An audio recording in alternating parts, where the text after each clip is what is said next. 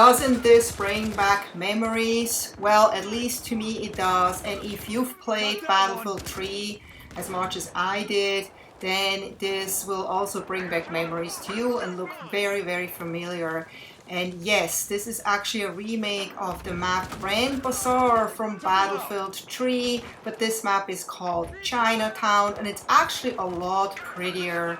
And to be honest, I was never really a fan of the map Grand Bazaar in Battlefield 3. It was definitely not one of my favorite maps. I played it a ton, but I didn't really like the fact there was this middle alley and everyone was just shooting at each other, and when you had like a ton of your team members in front of you, you didn't really get to shoot anyone. So you tried to flank around, and then there was other people that were already kind of hovering in front of a door, and you didn't get to shoot anyone. I felt it was very imbalanced, but I feel this map is a lot better. They have rethought this map. It looks like it, but they definitely redesigned it. Not redesigned the layout of it, but they added like a lot of prettiness to it, so it looks a lot more lively. While the Grand Bazaar map looked really, really dead, like nobody ever lived there at all. This looks like everyone just kind of left their stores and everything in a hurry because all the lights are on and all the goods are still in the windows or in the shops. There's so much detail, and it's really, really nice to basically just run around in this map and look at stuff, which you obviously shouldn't because you would just get shot. But yeah, welcome to Battlefield Hardline. I have to make my intro now. This is the Betrayal DLC. We have looked at already 3 maps: Alcatraz, Thin Ice, and Cemetery. And this is actually the last map I will be reviewing here. If you haven't seen the other videos, I strongly urge you to go look at them so you can see all 4 of them. Unless you obviously play the game, then you probably won't watch those videos anyway. I think most people that will watch those videos are people who maybe have Hardline but don't have to have a premium membership and won't actually get access to those maps until, you know, 2-3 weeks from now. I think 2 weeks from now. Or they are not getting the maps, but they're still interested in seeing what they look like because maybe they don't have the money for the maps. And I really feel sorry for you if you don't have the money, because it's really just 15 bucks and those maps are just so much fun. I feel like every single DLC in Hardline just brought back more and better maps. And I'm not saying this DLC is better than the previous one, because the previous one, the Getaway DLC, I enjoyed the heck out of it, and I will still go back if there are enough players, you know, in there. I'll still go back and play it again because those maps are just so beautiful and they're so much fun.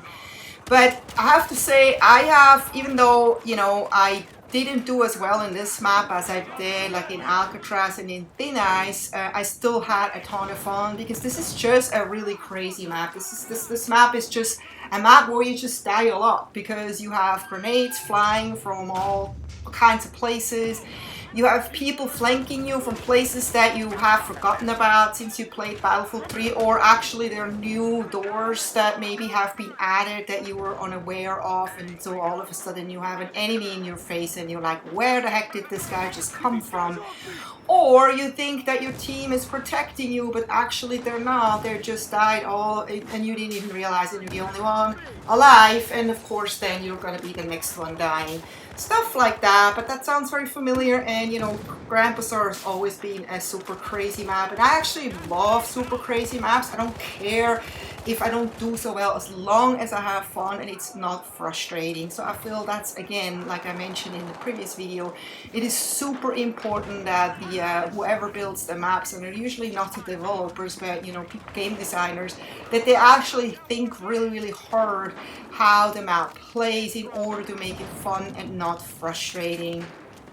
And when I played this map, I really had the feeling that there were a lot of Battlefield 3 veterans here playing this map, because you could just tell that a lot of people really knew this map in and out, because the map literally was just out for a couple of hours and people were already playing that map as if they've always played this map. And it is like that, you know, it's definitely have an advantage if you've played you know, the original Grand Bazaar map, because you don't even have to orient yourself. You basically just know where to go. You know the flanking routes, you know where you can take cover and all that stuff. So somebody who's totally new, I can just imagine this map to be super confusing, because I remember when I played Grand Bazaar for the first few times in Battlefield 3, I was so confused because there's so many alleyways and so many flanking routes, so many doors and places where you can go up and in and around, and it was just so confusing. It took me a really long time to actually know this map, and that's definitely an advantage. So Battlefield 3 players definitely have an advantage over complete noobs